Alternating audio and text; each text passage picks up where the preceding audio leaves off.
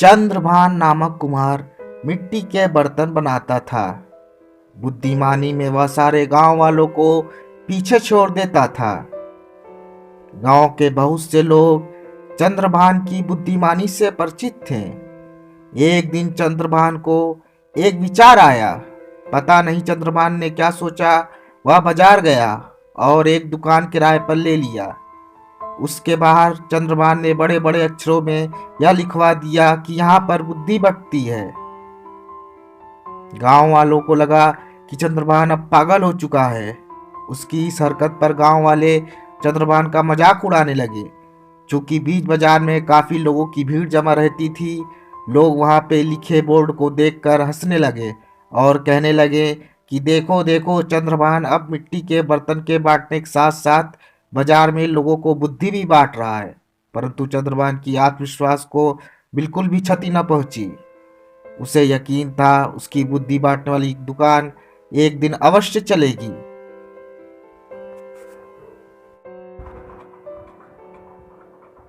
उसी गांव में एक साहूकार और उसका बेटा किशन रहता था।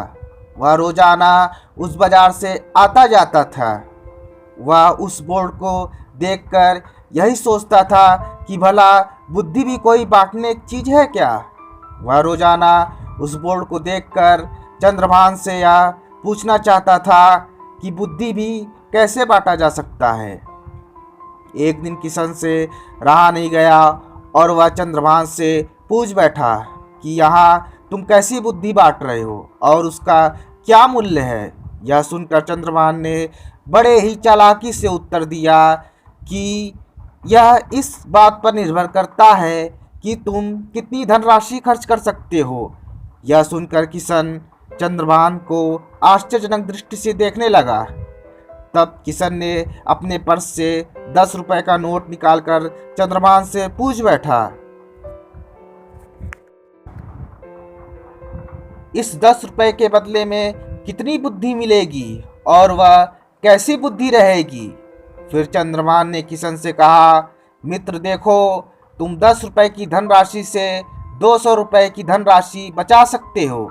इस बात पर किशन को बिल्कुल भी यकीन न था। वैसे तो किशन के पास काफी संपत्ति थी। उसने सोचा क्यों न इसकी परीक्षा ली जाए। तब किशन ने अपने पर्स से 10 रुपए निकालकर चंद्रभान को दे दिया। फिर चंद्रभान ने एक पत्र लिखकर वह किशन को दे दिया। उस पत्र में यह लिखा था, जहां यदि दो व्यक्ति लड़ रहे हो तो वहां पर खड़ा रहना मूर्खता है। वह पत्र लेकर किशन अपने घर चला गया। उसने बहुत सोचा कि यह पत्र अपने पिता यानी साहूकार को दिखाऊं या ना दिखाऊं। बहुत विचार करने के बाद किशन ने वह पत्र अपने पिता यानी साहूकार को दिखा दिया। उस पत्र में लिखे हुए शब्दों को देखकर साहूकार भड़क गया और अपने बेटे किशन को बोला, अरे मूर्ख, तू साहूकार का बेटा है। तुझे लोगों को मूर्ख बनाकर पैसा ऐंठना है, खुद मूर्ख बनकर पैसा लुटाना नहीं। यह बात क्रोध में कहकर साहूकार चंद्रभान के पास जा पहुंचा। चंद्रभान के पास जाकर साहूकार ने उसे खूब खरी खोटी सुनाई और कहा, तुमने मेरे बेटे को मूर्ख कैसे बना दिया। लाओ वह 10 रुपए का नोट मुझे दो और यह पत्र तुम अपने पास रखो। तुम्हारी राय की हमें नहीं जरूरत है। तब चंद्रभान ने कहा कि ठीक है सेठ जी, परंतु आपको यह वादा करना पड़ेगा कि इस पत्र में जो लिखा है उस पर आपका बेटा कभी भी अमल नहीं करेगा। तब साहूकार ने यह वचन दे डाला कि उसका बेटा इस पत्र पे जो लिखा है उस पर कभी भी अमल नहीं करेगा। तब चंद्रभान ने साहूकार को 10 रुपए वापस कर दिया। साहूकार 10 रुपए लेकर वहां से चुपचाप चला गया। उस गांव में बूढ़े राजा विवेकानंद गिरी का राज्य था। वह बहुत ही जल्दी क्रोध में आ जाता था। उसकी 2 पुत्रियां थीं जो बहुत ही सुंदर थीं। राजा अपनी दोनों पुत्रियों को बहुत मानता था। उनकी हर ख्वाहिश वह पूरी कर देता था। एक दिन दोनों पुत्री अपने राज्य में सैर सपाटा करने निकली। दोनों पुत्रियों यानी बड़ी राजकुमारी और छोटी राजकुमारी को हलवाई के यहाँ के रसगुल्ले पसंद आ गए। दोनों राजकुमारियों ने सोचा कि वह राजमहल जाकर अपने अपने दासियों से वही रसगुल्ले मंगवा लेंगी, पर दोनों राजकुमारियों ने इस बात का जिक्र आपस में न किया। राजमहल जाकर बड़ी राजकुमारी व छोटी राजकुमारी ने अपने अपने दासियों को रसगुल्ले लाने के लिए भेज दिया। इत्तेफाक से दोनों दासी एक ही घड़ी पर वहां पर ताजे रसगुल्ले लेने के लिए पहुंच गईं। बड़ी राजकुमारी की दासी बोली, मैं बड़ी राजकुमारी की सेवा करती हूँ, इसलिए रसगुल्ले पहले मैं लेकर जाऊंगी। दूसरी दासी बोली, पर राजा साहब तो छोटी राजकुमारी को ज़्यादा मानते हैं, इसलिए रसगुल्ले पहले मैं लेकर जाऊंगी, मेरा हक सबसे पहले बनता है। बेचारा किशन उसी दुकान में खड़ा होकर सब देख रहा था कि कैसे दोनों दासियां आपस में लड़ रही थीं।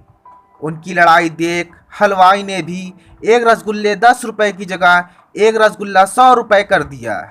दोनों दासियों ने कहा कि वे अपनी अपनी राजकुमारियों से शिकायत करेंगी। जब बिना किसी निर्णय के वे दोनों दासियां जा रही थीं, तब दोनों दासियों ने वहां पर किशन को देखा। वे दोनों बोली, यहाँ जो कुछ भी हुआ है उसके तुम सबूत हो।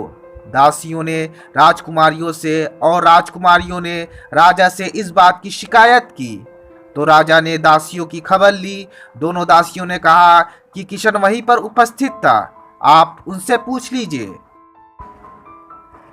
राजा ने सैनिकों को आदेश दिया कि वह किशन को बुलाएं। दूसरी तरफ किशन और उसके पिता साहूकार बहुत परेशान हो गए और अंत में वे दोनों चंद्रभान के पास बुद्धि के दुकान में जा पहुंचे। दोनों ने चंद्रभान से क्षमा मांगी और उससे सहायता भी। तब चंद्रभान ने कहा, ठीक है, मैं सहायता तो कर दूंगा, पर अब मैं जो बुद्धि दूंगा उसकी कीमत 50 रुपये होगी। डूबते को तिनके का सहारा किशन और साहूकार मान गए।